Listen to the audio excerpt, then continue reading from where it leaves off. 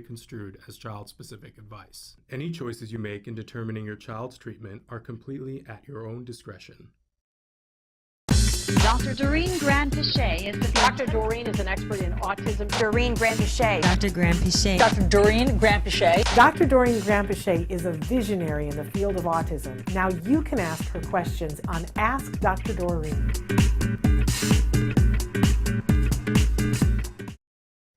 Welcome back to Ask Dr. Doreen. I'm Shannon Penrod, and I'm here with Dr. Doreen Grant-Pichet. This is part 2 for those of you who are watching live, or just part 2 if you're watching us on podcast, of a very special edition of Ask Dr. Doreen. Dr. Doreen Grant-Pichet, who's a true expert in the field of autism, is here with us. She's answering your questions live, and you can be writing in right now. Excuse me. And I'm going to have a coughing fit. But before I do that, we left off with a question. Excuse me. What about sensory processing, nonverbal autism ID and ADHD unattentive? Any suggestions? Yeah. So I'll talk about that while you have a to drink. mute my microphone.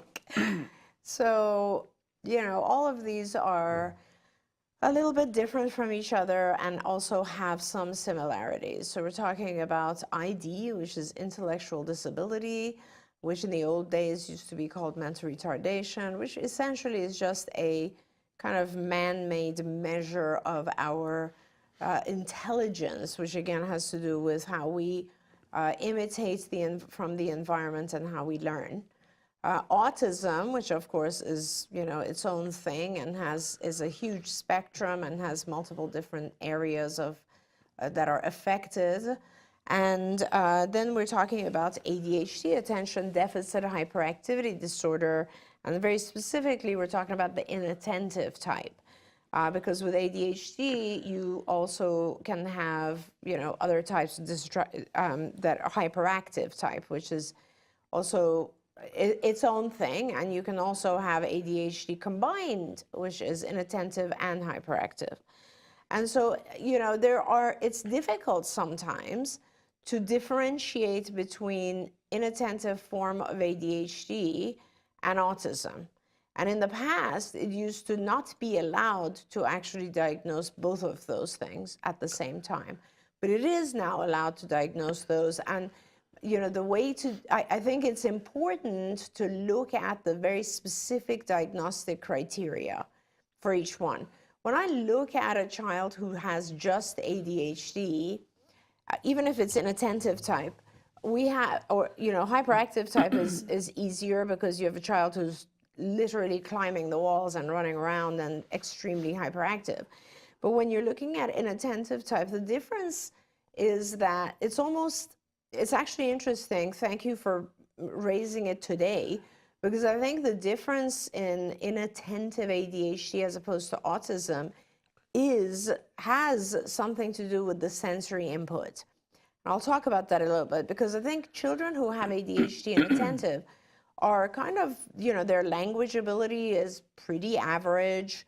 Their ability to, if you sit them down and instruct them to, you know, take a look at your eyes, your nose, your mouth, your whatever, they are kind of able to do it. It's just very difficult for them to do it because they get distracted by other stimuli, right? Whereas children with ASD, what you are seeing in the lack of attention is a little bit different. It's almost like they start out with a much more severe inability to pay attention and focus. And sometimes to me, it appears like they just don't have the sensory ability to do that. A lot of our kids on the spectrum have a hard time focusing, let's say, on your eyes, like just look at me. And no matter how hard they try, they can't. They're looking at the air in front of you. They're not able to focus both of their eyes, it's called binocularity, on your face. They will have issues and there'll be fleeting eye contact. And that's not the same as what you see with a child who just has ADHD. It's a little bit, it's quite different actually. A child with ADHD has a lot of other skills are intact. Their only issue is just being distracted. And the main thing with a child with ASD is that their other skills are not intact. They have a really hard time paying attention because they're not understanding language. Multiple sensory things in the environment will affect their ability to pay attention. And it's I think, in my opinion, it's a more severe disability in that sense. Well, NH wrote in and says, my 5-year-old son has few physical stims. He has some vocal ones, but he also often zones out, sometimes whispering, and won't respond at all for a while. When we ask, he says he's thinking about X or Y, often a very special interest. Is this the equivalent of a mental stim? Yeah, and it's totally fine as long as, so it's interesting, this is a great question, because one of the things that our children sometimes have a hard time with is what's called set shifting. Yeah. So, and set shifting is the ability to switch a cognitive process on and off, or to switch from one to the other. And so I'll give you an example. Like, I might, just for a moment, as we're doing the show even, you know, my phone might light up and I'll see my daughter's name on there or something. So my brain activity will immediately go to what does Charlie need, right? Mm-hmm. And it'll just be a moment. And then I will set shift back to the questions that are popping up on my iPad, and I will be able to refocus myself pretty fast, right? Yeah. And I still have in the background of my head, in my mind, I need to address Charlie's needs, right? But it's now shifted to the background.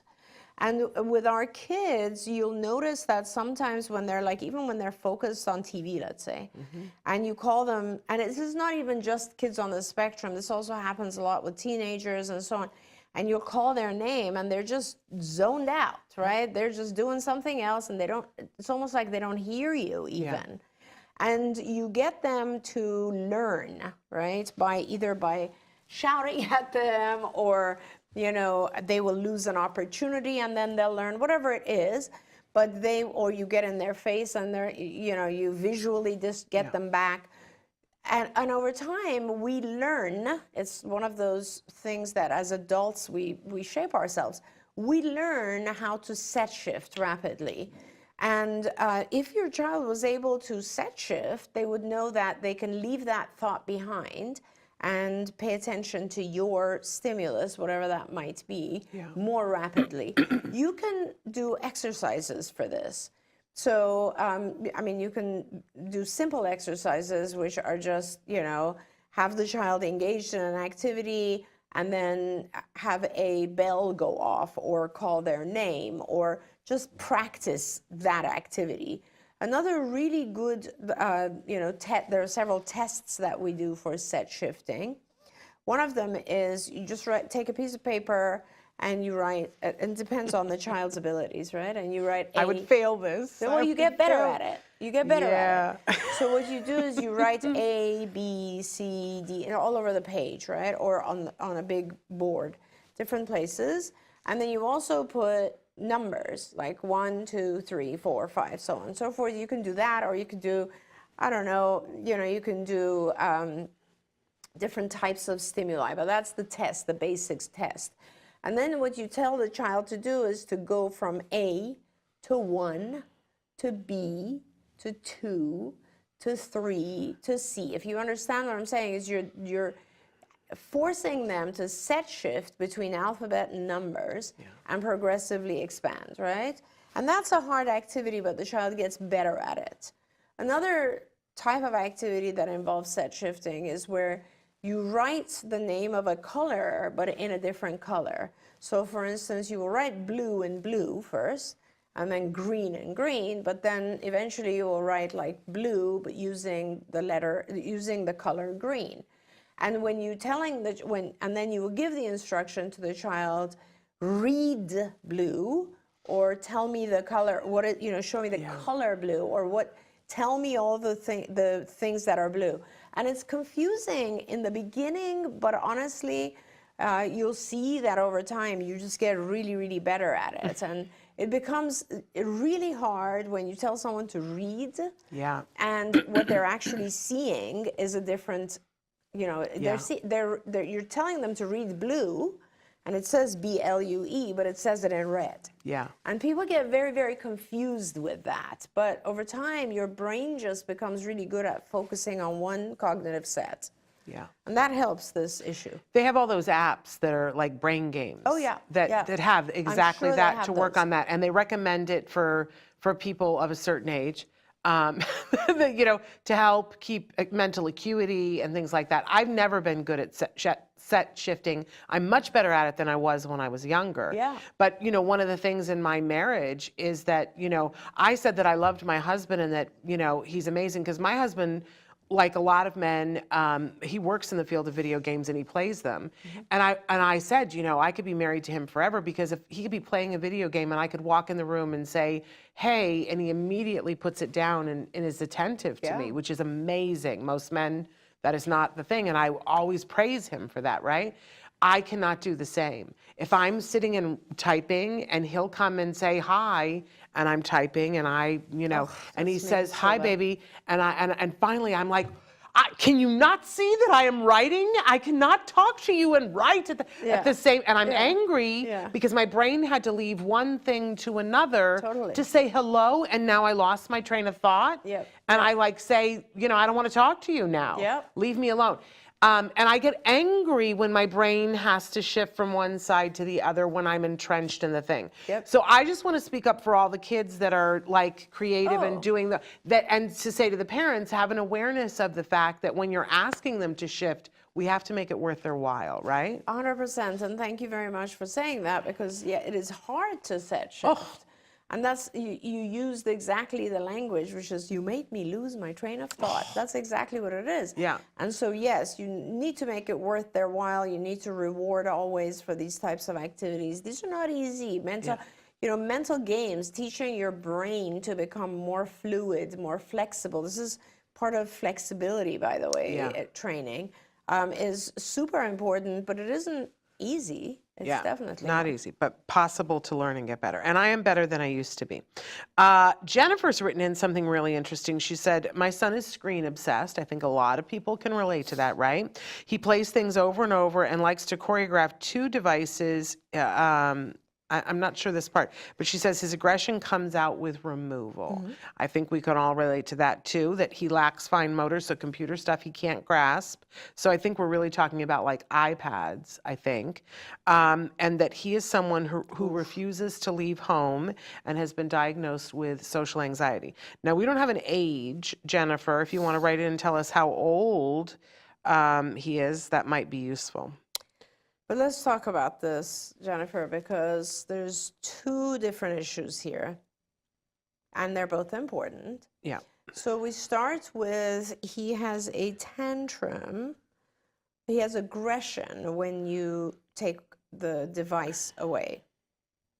And I know this is scary, and as Shannon said, depending on his age, it's probably even more scary if he's older.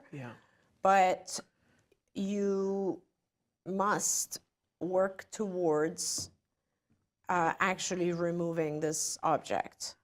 And the second part of your question kind of says why you must, because his world will narrow and be focused only on the device if you allow it.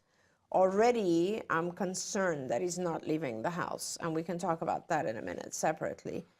But I do want to say that whenever there is a behavior that the child has a tantrum or aggression or anything like that because you're taking away a device, essentially he has trained you to not take away the device because you will be punished by his aggression if you do.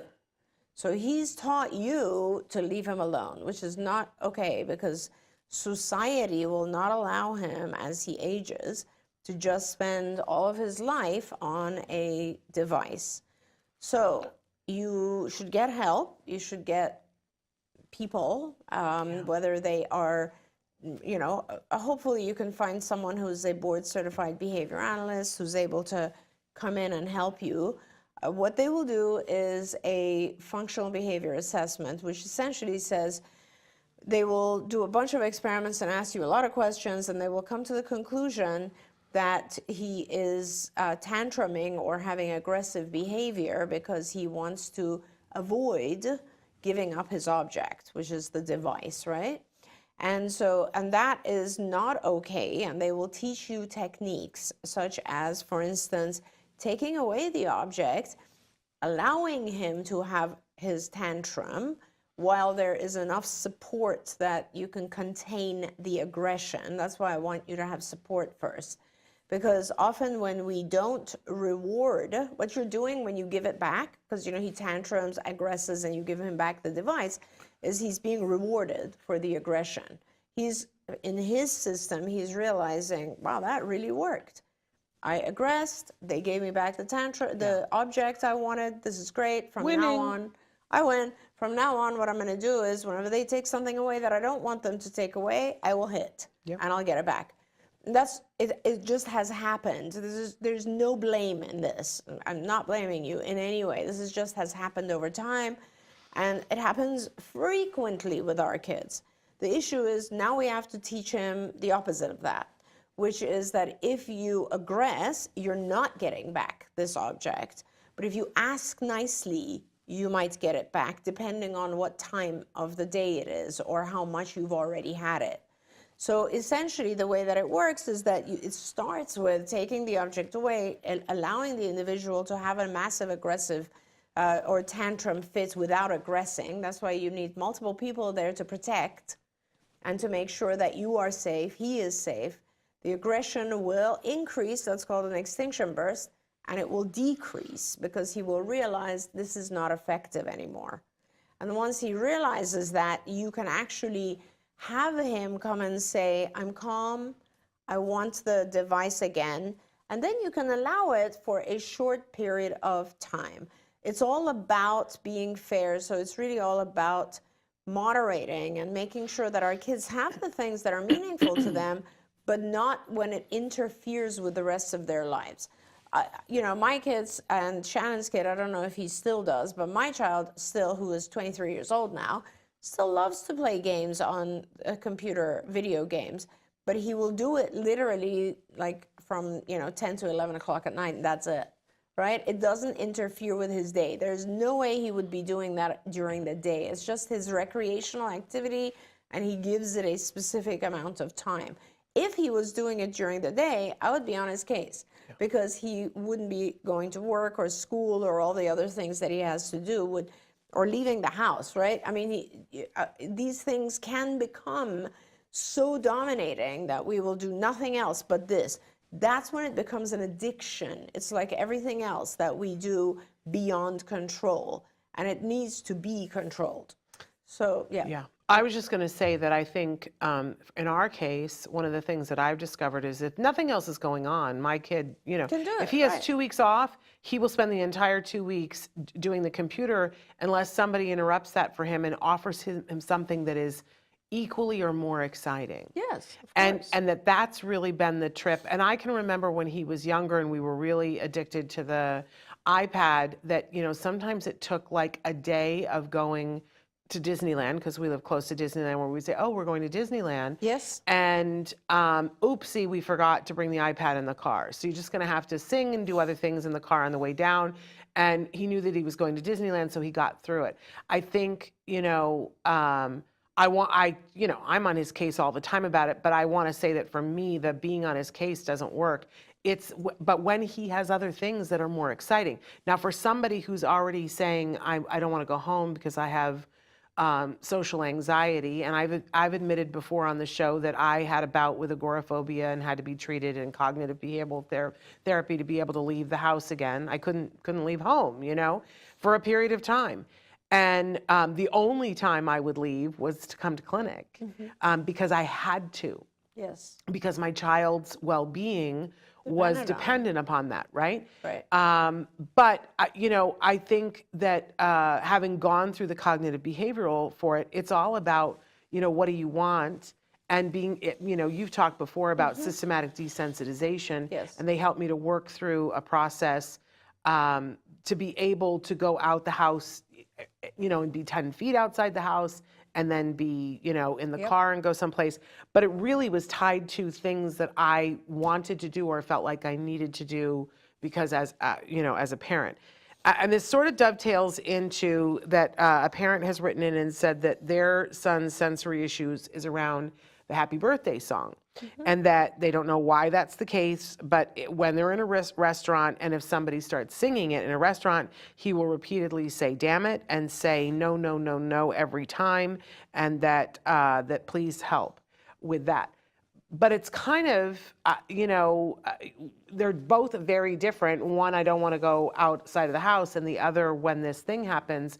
But I would assume that cognitive behavioral therapy would be a path for both of those things, yes? Yeah, or just behavioral therapy, depending on the age and functioning of the child. So, and they could have been, those two things could be related or not. In other words, these are two different kids, by the way. Absolutely. Yeah. But like, for instance, the whole concept of, social anxiety. Let's talk about social anxiety for a minute.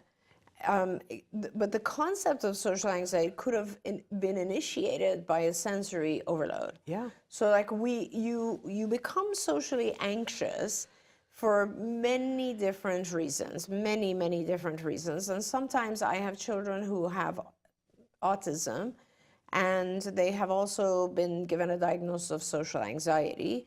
And I usually am not necessarily in agreement with that. It depends. Sometimes I am. I have had adults who have both diagnoses for sure. But the issue is that with autism, it is pervasive. It's pervasive, and it's broader than social anxiety. Social anxiety is kind of a pretty, I want to say, nuanced type of diagnosis. You get social anxiety because it has to do with anxiety around people, because somehow you feel that those people are judging you in a way that will make you feel worse about yourself. Social anxiety is very connected to performance anxiety. It has to do with, I think I'm going to fail and be judged by society. Now, just think about what I just said. That's a very high-level thing, right? It's an extremely high-level thing to be able to think in second or third level theory of mind. I am worried about what other people will think about me. That's an intense perspective-taking skill. A lot of our kids don't have that level of perspective-taking. They just have not yet developed it. And you know this because at an earlier age, sometimes they don't have embarrassment about certain things. So to say that they have social anxiety is not necessarily the case. Now, they may have anxiety about environmental stimuli. For instance, the sound of human voices, the sound of a buzzer, the sound of an elevator, the sound of street cars. And that is set absolutely, I've seen that 100 times with my kids, where like there's something in the environment that doesn't bother us, so we don't even recognize it, and it is extremely, excruciatingly painful for the child, and therefore he starts to self-isolate and not want to deal with that, right? In this particular child where we're talking about, he stays at home all the time, he doesn't want to leave. I mean, part of that is because home is where the device is, right? And it's comfortable, and he sits there and so on. And I guarantee you, when you go out, he gets less of the device and probably a little bit more of stuff that is uncomfortable for him. And unpredictable. And unpredictable, absolutely. But whatever the cause may be, and it could be cognitive behavior therapy exercises, or it could be just behavioral exercises like systematic desensitization, where you gradually shape your own behavior or the child's behavior by progressively getting the child acclimated to those situations that are harmful or difficult for the child. So, let's just step outside for 2 seconds, and great, we're going to reward you and bring you back in, or let's do it now for 5 seconds, and let's do it now for 30 seconds, and so on and so forth. Or it could be with systematic desensitization, you go outside and then you pair that with relaxation or thoughts of things that are calming so that you gradually can tolerate more and more of the thing that is bothering you, whatever it may be, a phobia or a sound or a social anxiety, whatever it may be. But it is important to deal with it, is what I'm trying to say. I cannot tell you the number of people that I have met who had agoraphobia, which is really the anxiety of going outside your home. Yeah. And it's debilitating. Oh, yeah. It is, it's not a good life. You do not want that life because your anxieties become higher and higher the more you spend time in the home. It's a really bad cycle, and you start to just feel more and more anxious, and then gradually you develop obsessive compulsive behaviors in the home, and it just becomes debilitating. So, you know, wherever you are, if you're not able to be a part of society, you need ways to start practicing that so that you can get there. But I think, you know, having something worthwhile, really worthwhile to leave the house. It's all about reward and reinforcers. And in terms of the happy birthday, I do want to acknowledge that they said that the dad, who is now deceased, would spank the individual for saying the no, no, no around the birthday song being being played in a restaurant. And I'd love to hear your thoughts on this, but I do want to say that, you know, I think most people are trying to do the best that they can, but there's been a great deal of stuff that's been misunderstood over the years. Yes. And that when in my era, if somebody behaved in a way that was not what was expected, we got spanked. In my family, we got spanked. I love the phrase that Maya Angelou always would say is that when we knew better, we did better, right? And I hope that people that are watching this show acknowledge that now we know that when somebody is having a sensory reaction to something, that we would not do any kind of a thing that would be add on to the stress of that. Yes. But if somebody didn't know that at a time and a place, then, you know, I think that's sad, and that's unfortunate for that individual, because they have to deal with the repercussions of that, knowing that they were hit as a result of that. And I would rather focus my attention on helping that individual than the recriminations of the person in the past, because I'm sure that they meant well. Yep. I got spanked, and I know that my mother loved me and my dad loved me, but that was what they thought was acceptable. Yep. And it wasn't helpful when I got spanked, but spanking someone for having a reaction to a sensory thing, I believe, is not helpful. Absolutely. I mean, spanking in general is not a good solution. Right. And we know this now. And we know that when you do any kind of punitive type of behavior, it doesn't really have an effect for a long term. It just, instead it produces this type of traumatic result. Now, it is possible that, you know, it goes back to kind of not knowing. You know how a lot of children, when they're very young, you take them to the mall and they will go and you're trying to do something very good and you take them to Santa, right? Oh, yeah. And they will scream and cry and they're terrified. And you have no idea why. And you wonder, is it the look of this old man? Is it just the fact that they're sitting on the lap of a creepy old guy they don't know? Is it his beard? Is it the sound? Is it the smell? Sometimes the costume doesn't smell good. What is it? But it is terrifying for the child, right? Now, we don't force our kids. We just keep taking them back. And eventually our kids look around and they see other kids. That's a very big part of it. And they realize, oh, this is supposed to be something fun. It's still scary. Yeah. But when our child finally realizes that the toy I tell this guy is what I'm going to get, then it becomes a fun thing. Right. And they overcome it, right? And so it's interesting that we replace that fear with that reinforcer, which is like this scary dude is actually a means for me to get the thing I want, right? But so with the individual who might be afraid of happy birthday song, let's say, it's really important to look back and say, and by the way, I want to say a lot of times our kids as adults can actually explain to us what is causing that trauma. They can go back and tell you what is the fearful stimulus in there. And it's important. And this individual is 25 now. And if this individual can talk about it, I would just ask and say, what is it that's causing you? And I would give the individual, and this is really key, I think, you know, with individuals on the spectrum, when you get to a point where you are functioning very well in society and there are certain things that bother you, then you can decide as well, and you can take control over the situation. And as Shannon said earlier, she said, I had developed this fear of leaving my house, and I would only come to the clinic when I had to, and then I forced myself gradually with the help of cognitive behavior therapy, and I got over it. Okay. And what's the difference there? The difference is she made a conscious decision to get help and to improve upon a thing that was causing some level of disability for her, and she did it. Okay. We do this in our own lives all the time, you guys. We do diets. We make a decision that I want to lose a certain amount of weight, and then we adhere to very strict rules about it. We do exercise. We make a conscious decision that we want to improve a certain portion of our lives.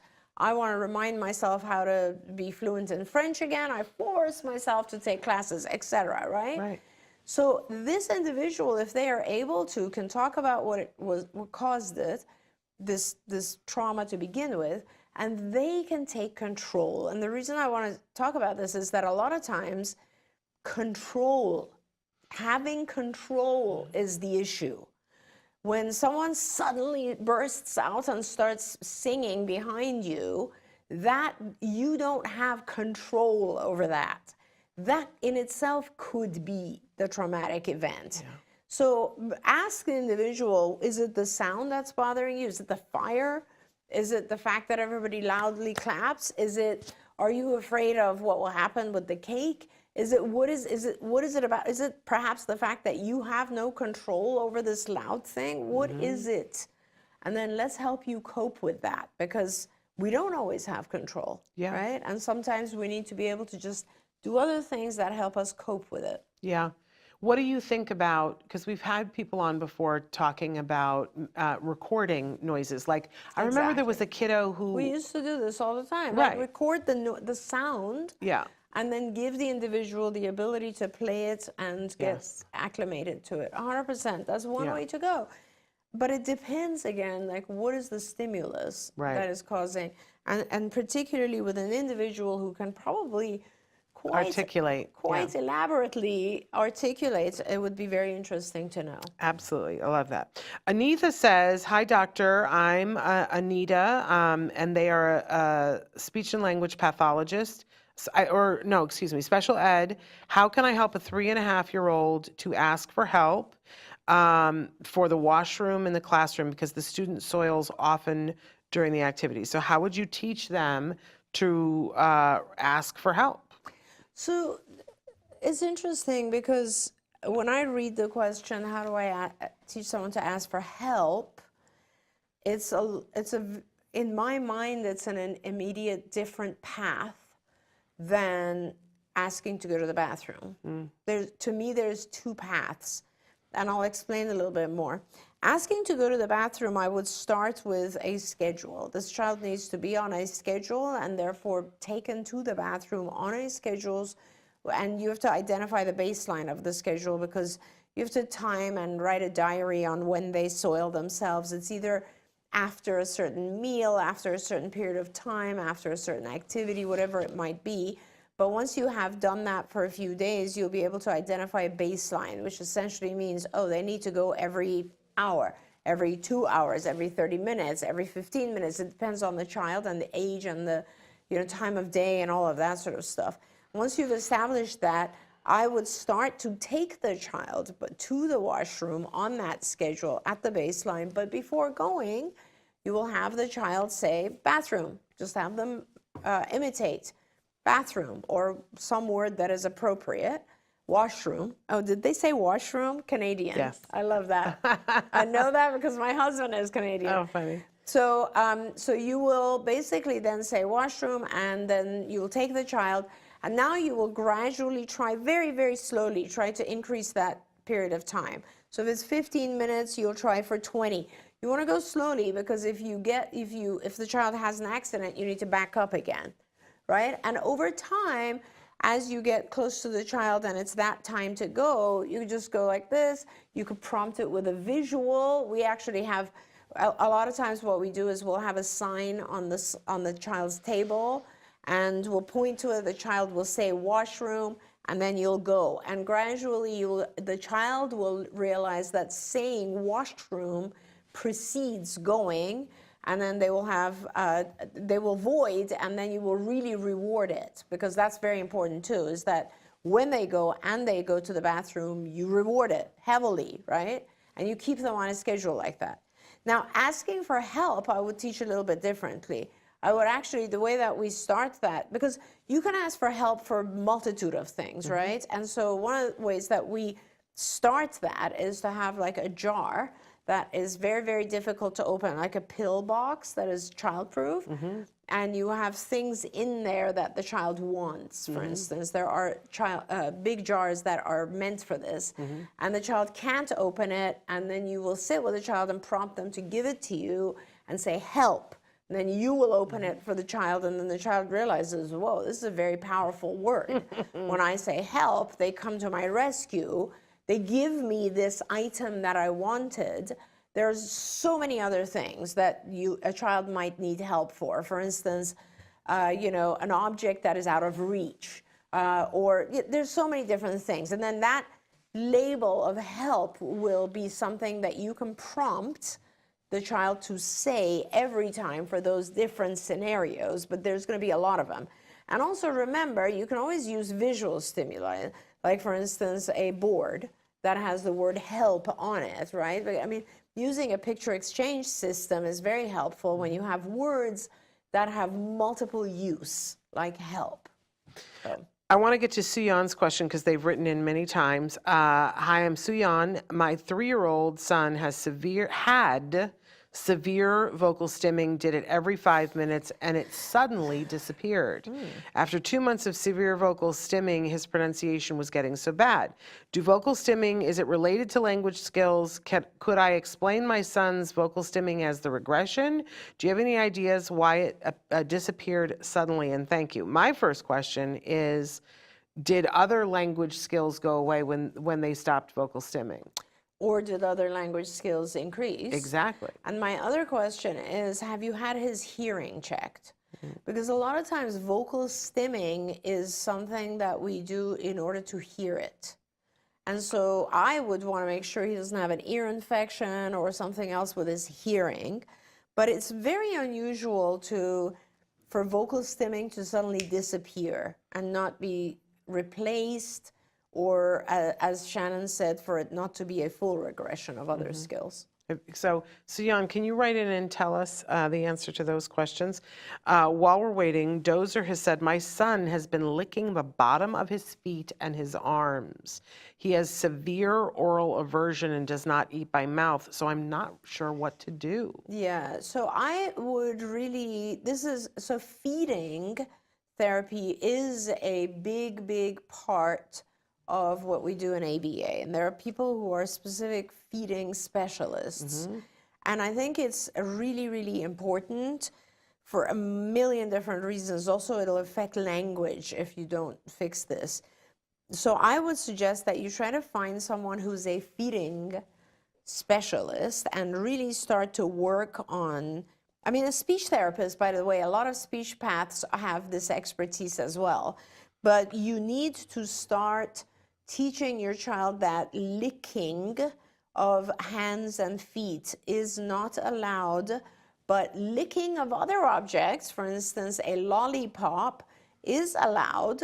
And with that, once you start replacing it with appropriate licking, then you will work on feeding, which will increase the items that he eats. And you will also be working on movement of the tongue. so that it'll start to influence the vocalizations that he is able to make, and that will eventually lead to speech.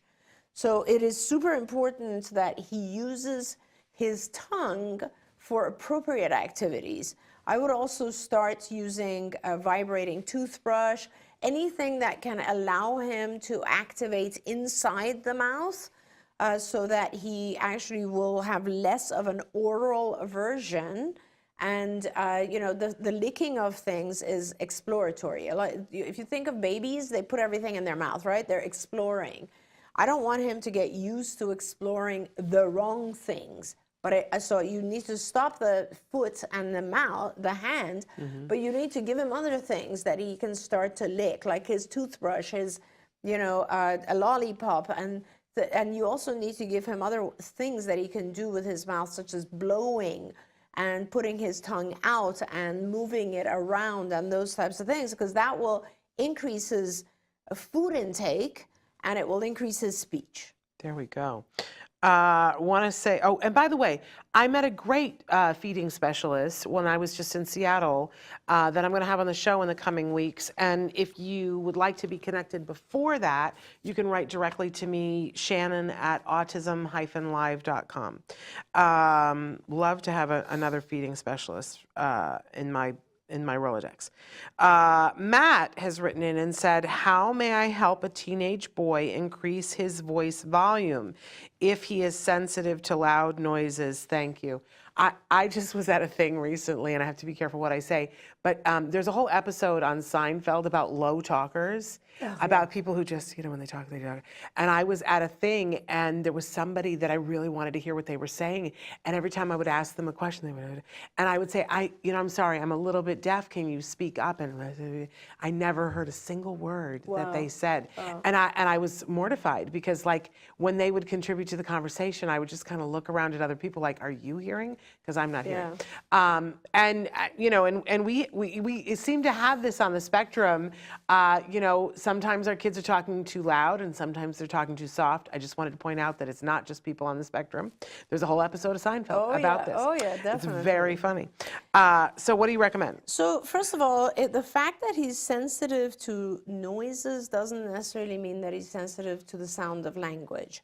So I wouldn't classify it together. What I would do is I would do some of the exercises that Shannon was referring to earlier, record him when he is talking, and then have him, show him on the recorder how you can make it louder, softer, etc. And then actually tell him, like, can you try to do it louder so that we can hear it? Like, one of the things we do for loud is, you're in the other room and you'll ask a question and the child has to respond, and you'll just be saying, I can't hear you, I can't hear you, and he will respond. Now, if he is extremely sensitive to the sound of his own voice, then that is an issue. And, he will just be a more soft-spoken person. But I think it's important, the message that you're trying to get across is that if he has things he wants, and you will, be in his presence and he'll ask for something and you'll give it to him because you heard it. But if he wants an item and you're in the other room and you can't hear it, he won't get the item. And that will give him the message that he must be louder. For instance, he may also want to go outside and you won't hear it. So you need to be pretending that you don't hear his requests.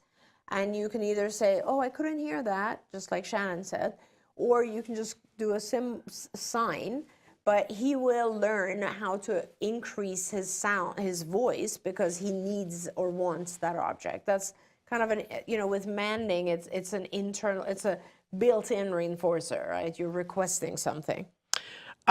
Marianne wants to know, does hug therapy help with kids with ADD and ODD help regulate their emotions when they're frustrated and angry? Oh, this is a tough one.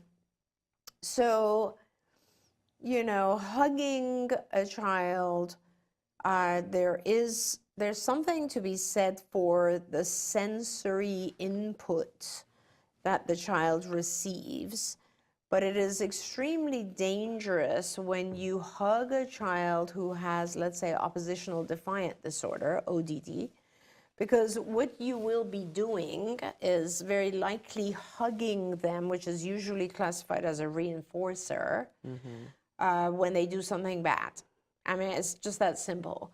So when an individual has any kind of challenging behavior, hugging them is probably not the right thing to do at that moment. Because it will just increase them wanting to do that more often. They'll learn, oh, if I throw things, I get a hug, and I want a hug, so I'm going to throw things. And Depending on whether or not the hug is pleasant for them. Okay. Exactly. Got it.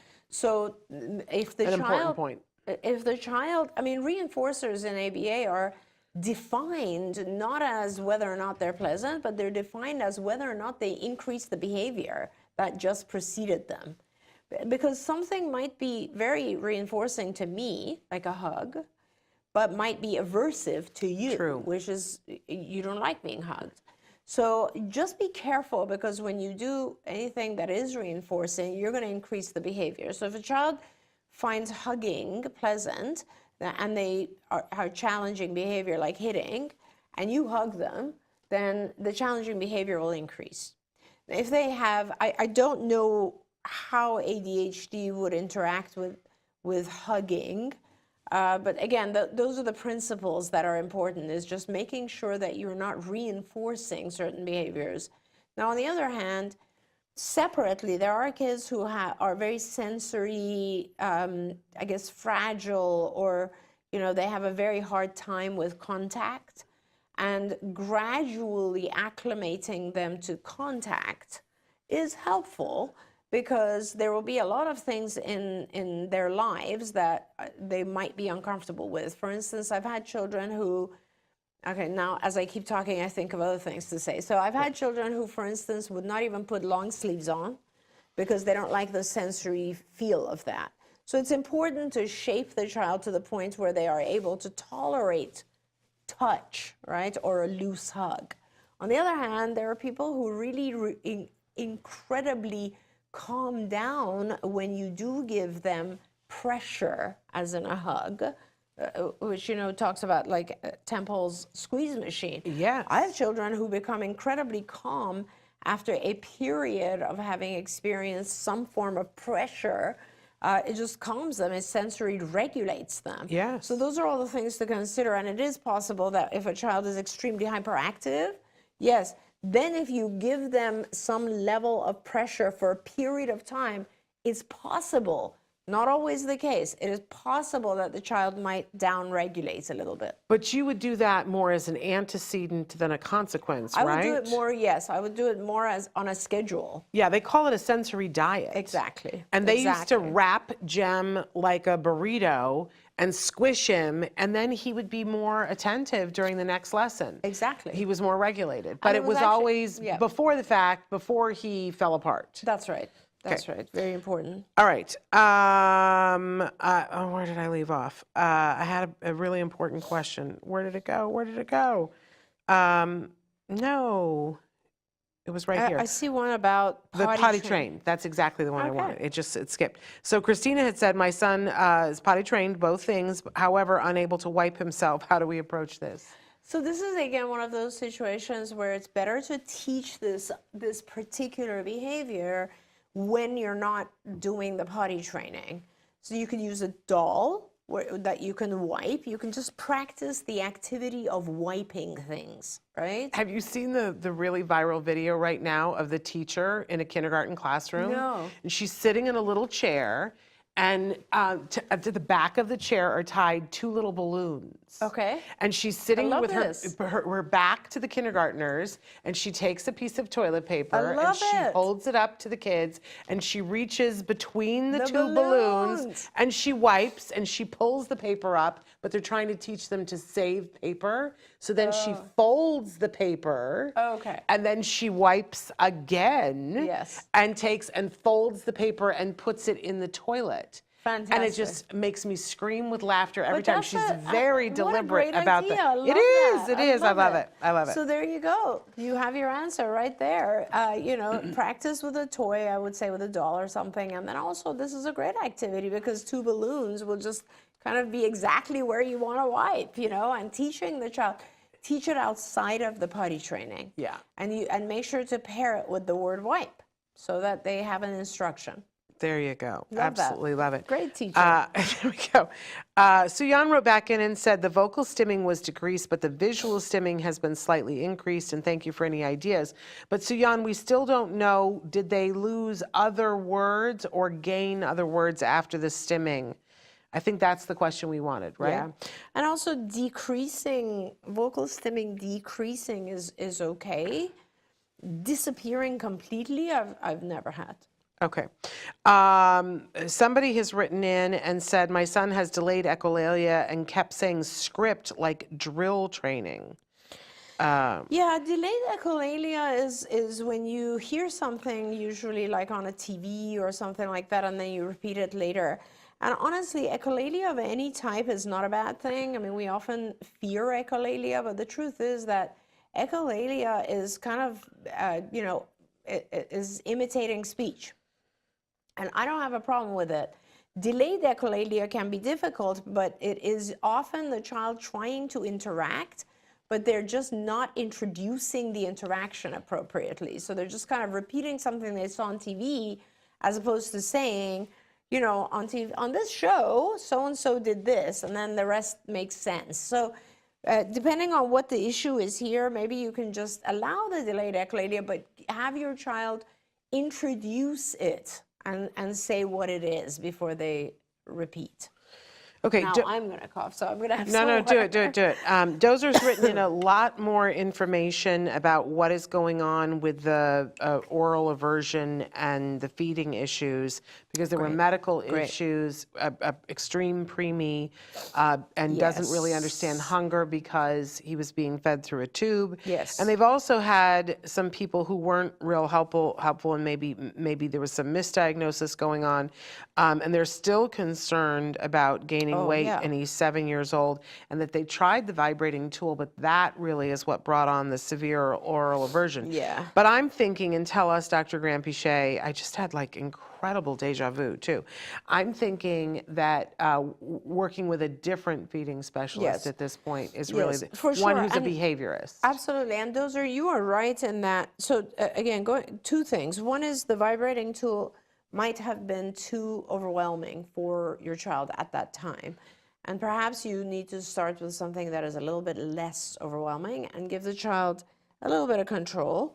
So for instance, putting one of those things on your fingers that is like a toothbrush for babies, allowing him to play with it a little bit, getting gradually familiar with it, or a lollipop, which is sweet and rewarding to begin with, and before you go to the vibrating tool. The second thing I want to say is you're probably right.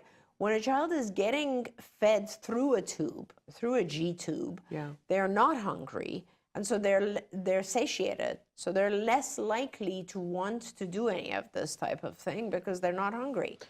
But it seems like it's almost, his oral seeking that he's licking himself almost, because that's a natural progression of development. Yes. And so it's inappropriate at this age, but he's sort of right on schedule for him. He's beginning to explore, which is a good thing. And as I said, all infants will explore the world by putting things around their mouth and in their mouth.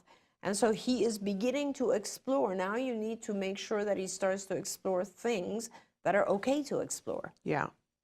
And Dozer, if you want that, because the feeding expert that I met last weekend is also a board certified behavior analyst, so they're going to understand that piece of it too. If you want to be connected to them, write to me, Shannon, at autism-live.com. Marianne says, I have a 4-year-old son that has ADHD, ODD, and autism, and having issues with him at school with hitting, pinching, and running away.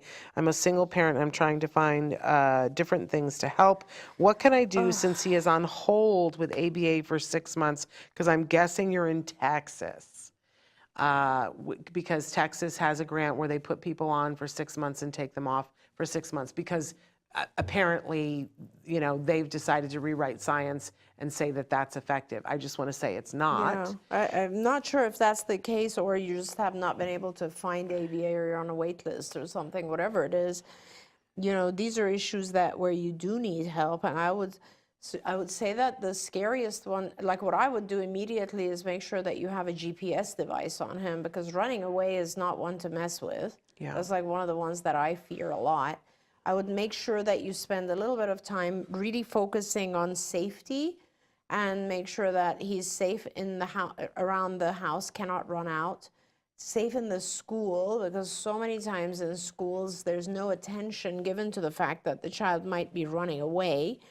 And then I would educate myself when I'm waiting for ABA. I would really start to learn more about challenging behavior, and when our kids hit the function of behavior. That's where you want to really focus on. And I believe if you look online and you look for lessons in ABA, you will find a lot of different online resources. IBT, or Institute for Behavioral Training, is one of them, but I'm pretty sure there's a lot of resources out there. And these are short very short modules, like 7 minutes, 10 minutes, 30 minutes, and so on. And they teach you why someone might hit, why they might do aggressive behaviors, and they also teach you how to handle that depending on the why.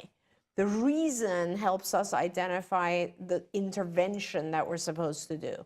Yes. So that's how I would spend the time, honestly. There you go.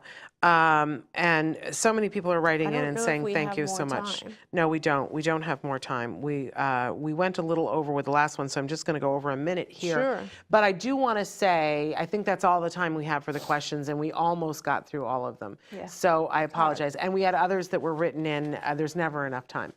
But I do want to say thank you to all of you for being here. And, we're going to be back live tomorrow with a great show that I know you guys will thoroughly enjoy. But I also want to take a moment to say a couple of things. First of all, if you haven't already, please follow us on, you can subscribe to the YouTube channel, and that way you can hear important information about what's upcoming. Like in the future, we might do more of these 2-hour shows, and you'd want to know about that. And that's a great way that you can be up on what's happening. I also want to tell you that you should be following Dr. Grant-Pichet on TikTok and on Instagram, and that's a great way to get your questions answered. Dr. Grant-Pichet is going to step away from the studio for just a few days, not for very long. She'll be back well in time before Thanksgiving. But if you're missing her live during that time, check her out on TikTok and check her out on Instagram. Also, yes, just for our viewers to know, the reason I'm not here is because I'm going to the Middle East. I'm trying to help some folks open up schools and clinics out in Saudi Arabia. Which is really amazing. It's wonderful. Yeah, I'm excited about that. Can I just say, and I'm going to get emotional, what a privilege it's been to sit here with you for 2 hours. Like an hour is amazing, but to watch you listen and listen to you and watch you and see your knowledge on display is just breathtaking. No, it's the truth. It's the truth. Just accept it. Thank you. But I also want to thank all of you for being here and sticking with us through these 2 hours. And for those of you who are watching later in podcast, for sticking with to see this. And we hope that you'll come back for more and more. We're not going anywhere. And I hope that you all have a lovely rest of your day. We'll be back tomorrow live. Until then, give your kiddos a hug from me and one for you too. Bye-bye for now. Don't forget, you can watch Ask Dr. Doreen live every Tuesday morning at 10 a.m. Pacific time. We hope to see you there.